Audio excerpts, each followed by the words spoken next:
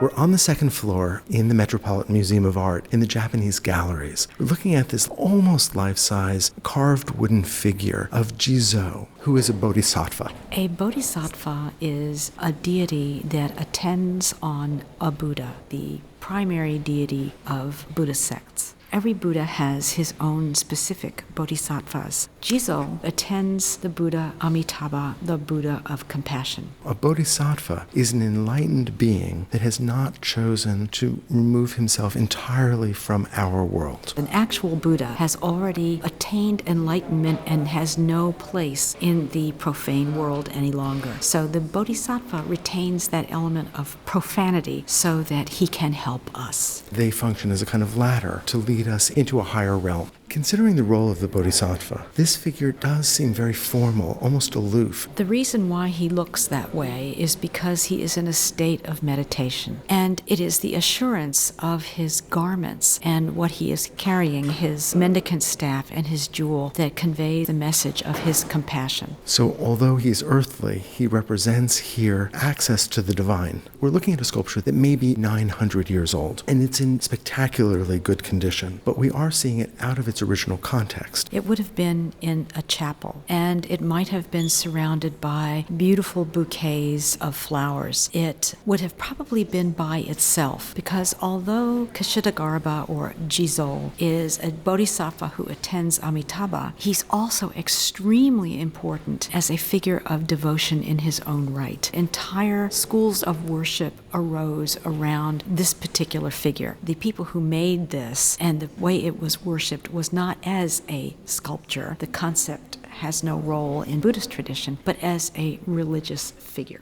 The way in which I recognize this as Jizō is because of what he holds, the monk's staff, the jewel in his left hand, but also because of his bald head, referencing him as a monk, and particularly because of the extended earlobes. The lobe is extended with a long slot-like shape in it that suggests that once in an earlier form he was wearing very, very heavy earrings. So he's traded his glittering worldly earrings for the simplified spiritual garments of a monk. And those garments are referred to as the three garments, which originated in the Indian subcontinent where the climate was very, very warm. And the notion came from the idea that one should be garbed but with rags from the trash heap. And so the garment of the traditional monk was three squares, one to wrap around the hips, one to put over the shoulders, and then one third one to put over both shoulders to keep one warm. He stands on a pedestal that is actually a representation of a gigantic lotus blossom. And the reference there is this exquisite flower that begins its life in the mud. And it seems to me a kind of similar reference that through humble bearing, one can spiritually blossom. You can also see other elements of that in his staff, which is a mendicant monk's staff. By mendicant, you mean a monk that has given up all worldly possessions and is dependent on the goodwill of others.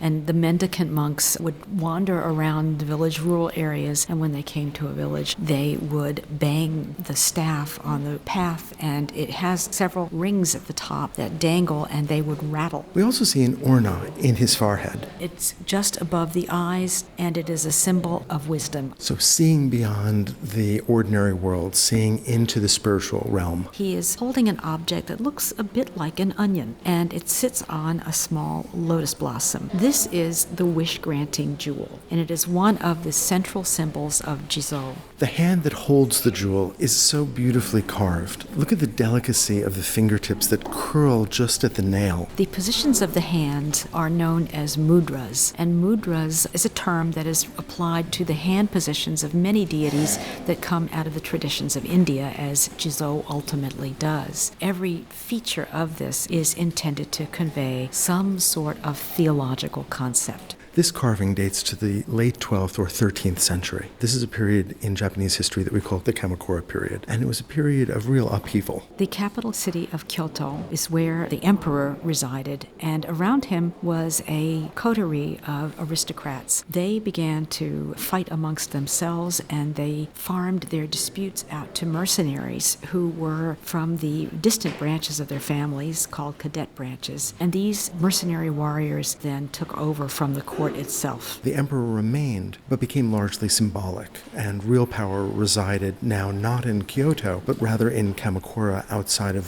what is now Tokyo. This figure is so serene that it displays no reference, at least to me, of the political chaos The violence that was unfolding around. Yeah. The serenity of this figure, it makes you think of the temple precinct as a place of refuge. His facial features especially are meant to represent that of a boy. The story of Jizō is that in a previous life he was a girl who was so distressed at her mother's evil ways, the mother was relegated to hell upon her death. And as a devoted daughter, she was so upset she went into hell to rescue her mother. Other stories say that she made great efforts of obeisance to the deities to rescue her mother. And in the process, the girl begins to see that other people are in terrible torment in hell as well. And this was one of the motivations for Jizō remaining a bodhisattva, although enlightened, not giving up this world, but instead turning first her and then his attention to those suffering in the underworld. And in Buddhist theology, deities such as this are always male. Jizō doesn't just become male, but becomes a little boy. Now in this temple carving, although boy-like, the features are still quite severe. But in more popular representations of Jizō, you often have a much more playful representation. In many places you find rows of these Jizōs to represent children who have become ill and died. And this is because Jizō is tasked with looking after and freeing those children in the afterlife.